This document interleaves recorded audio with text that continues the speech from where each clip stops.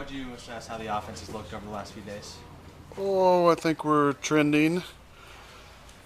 Definitely trending in a better direction than maybe this time in camp last year. Tyron didn't practice today. Today was a lighter rep day, shorter field. But 2 days ago, defense got after us. Yesterday, it felt more even. And then today, it felt like we had more of the upper hand. It's been floating around on social media today, the conversation between you and Garrett, they're very passionate. Just kind of, what happened there from your assessment. What do you say? He blamed you. He blamed me? I blame him. He basically said it was just a conversation between two passionate people. Yeah, I mean, I think there's often appearance versus reality in life and on the football field, and what it appears to be might not always be what the reality actually is, as far as whether or not we're upset with each other or just passionately talking about the details of a situation that might not have to do with either of us. So G and I got a great relationship. We spend time together off the field. On the field, there's a way of doing things that we both agree on, and when it doesn't look exactly how we want it to, sometimes there's some side conversations that happen. I love those conversations, though. I mean, it's about the details. It's about winning. It's about seeing what he sees. He's got to get on my page, but I got to get on his page too, because he's got a whole book that I need to understand fully of skill set and ability and feel and rhythm and all the different things that he does out there. So those are good conversations. They might appear to be much more heated than they are, but there's usually a smile on our face afterwards, at least one of us. What does it say about him that he's confident enough at this stage in his career to be so candid with you and have those honest exchanges or whatever, however they look? Or Well, the best ones have always done that, and I enjoy those. I love a good back and forth, as long as at the end of it we can either agree to disagree and revisit it later, or come to some sort of middle ground there. Those are often during transitions in the day, practice, so there's time for that. And then for the most part, we'll revisit those back in a meeting in the afternoon or at nighttime or a text message or a meeting in the morning. So it's never just one conversation. We also saw like the last couple of days, like you were clearly frustrated with how things were not going throughout the course of practice. Just tell about your emotions there as well.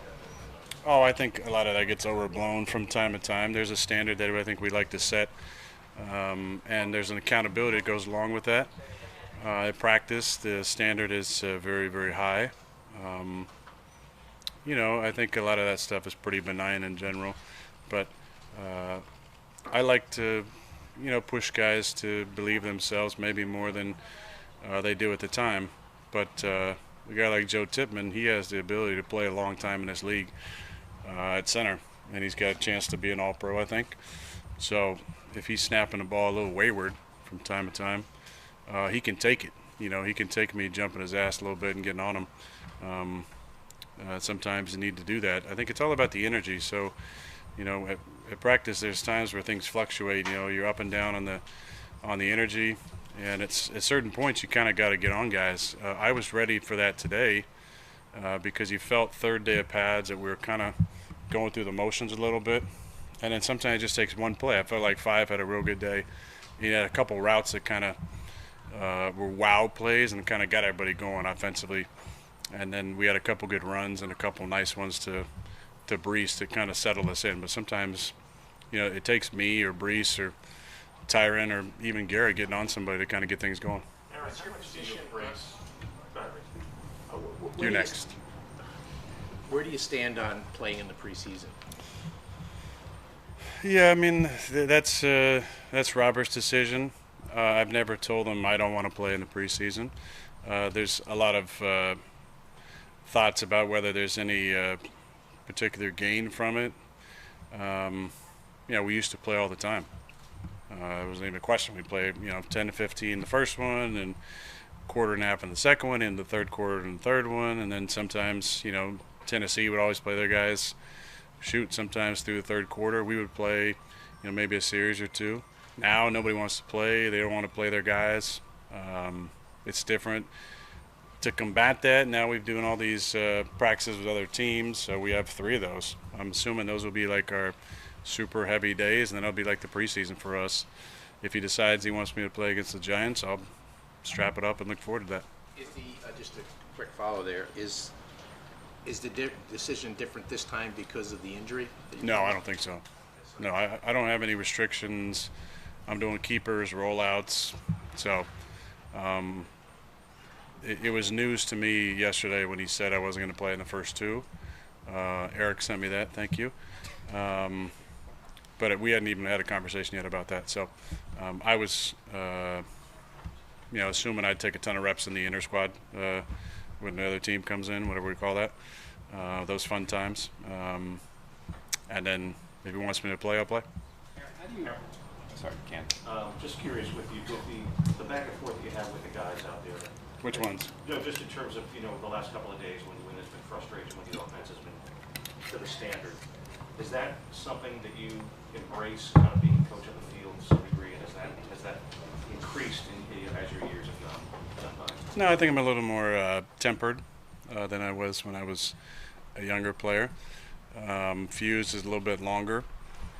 But there's certain guys, you can't coach everybody the same way. So certain guys you can get on them, certain guys you got to pull aside and talk to. Certain guys want to have it out on the field. Some guys will pull you aside in the locker room. It just depends on the guys, but you got to set a standard and hold guys accountable to that standard at practice and the way you want to see things run. And sometimes you got to infuse a little bit of energy to it, but everybody's different. Joe Tippmann, is a real easygoing guy who can take some hard coaching. If you watch Keith and the way he gets after those guys, Joe always responds well to that. He responds well to me. He still loves me. He hugs me before practice, so we're still on good terms. But the snap thing, it's something we've been working on. Just need to be a little more consistent with it. Why do you marry Garrett's improbability, where he's able to kind of like improv there on the field, just find a way to get open with also the details? Yeah, details are most important. The second part is the addition to it, but it needs to start with a full understanding of the offense, and then and all the details and the intricacies, and then adding the other little special sauce that he has. There's certain plays that's kind of built in where he has 2-and-1 routes and he has ability to adjust his release and his split. But this offense is about spacing, timing, and rhythm, and we need him first and foremost to get those little details down. But there's so many other things, like you see in the red zone, there's a lot of freedom for him to run his route based on whatever steps he feels like he's going to open easiest.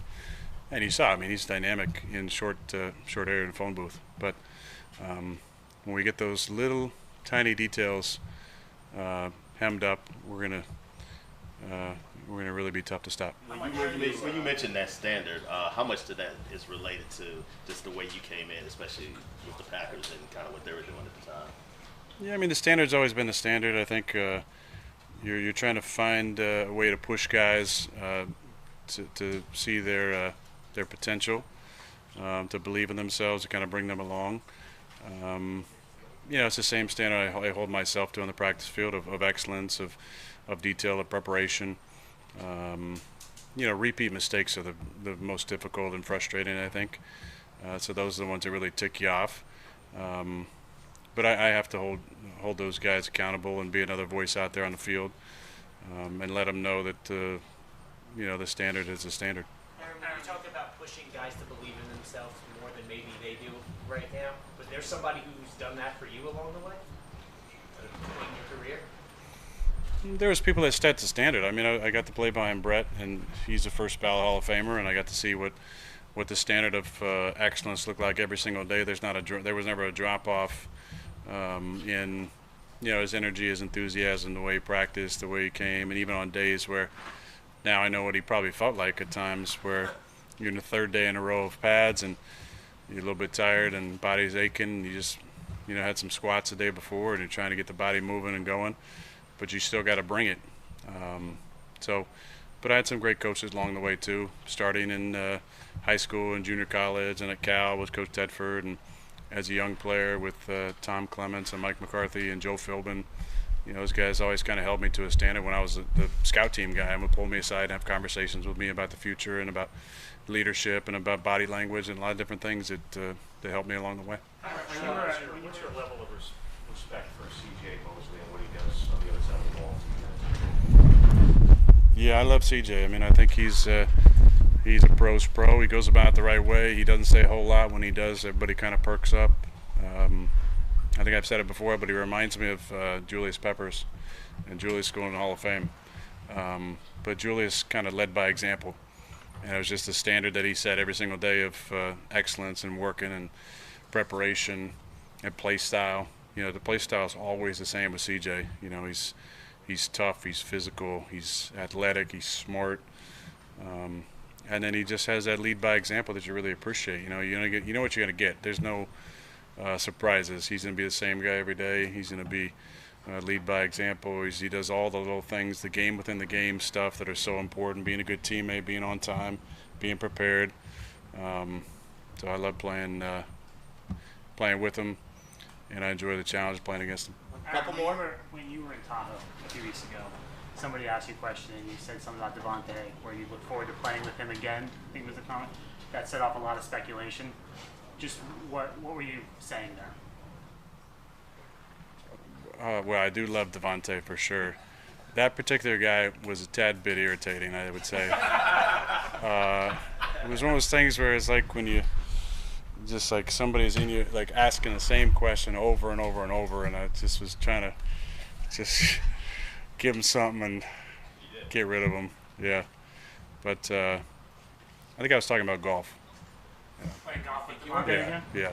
How beneficial has it been working with Brees from day one? Because last year, obviously, coming off injury. Yeah, there's a lot to say about Brees. I think as you look at our team, we have 4 third-year players who are impact players for us, especially. I've talked about Brees a lot, Garrett a lot, Sauce a lot.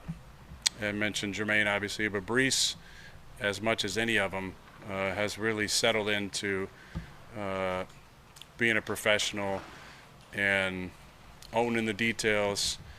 He's a very smart player. I literally just tease him in the weight room about being a 3-down player, because when I came in last year, that really wasn't the scouting report on him that I was given. He is a physical runner. He's faster than maybe he looks like he's running. I mentioned a comparison to Amon Green, where Amon was a fast guy. It never looked like he was going so fast. He was so efficient.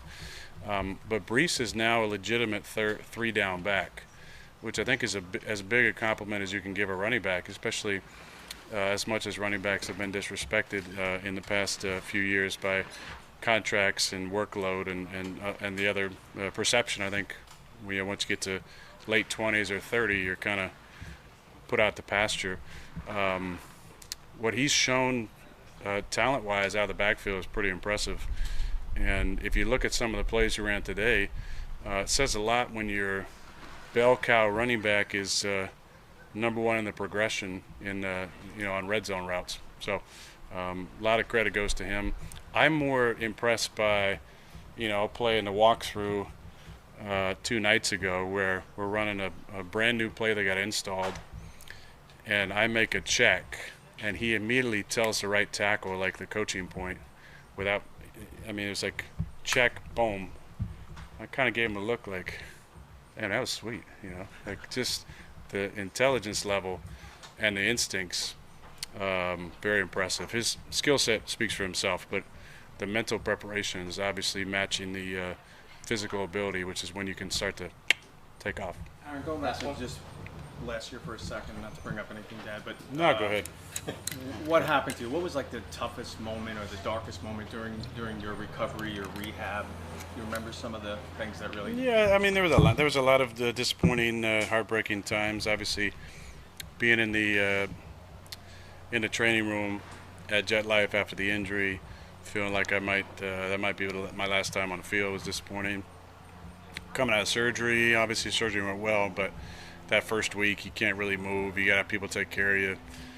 I'm usually the one that likes to take care of the people in my circle, and So there were some tough moments. Obviously, watching us struggle and watching my rehab, just the kind of Groundhog Day aspect of it. Driving in the morning, 5 hours there, driving back, 4 hours of that. Just, there were some frustrated times, but I think it just makes you enjoy these moments more.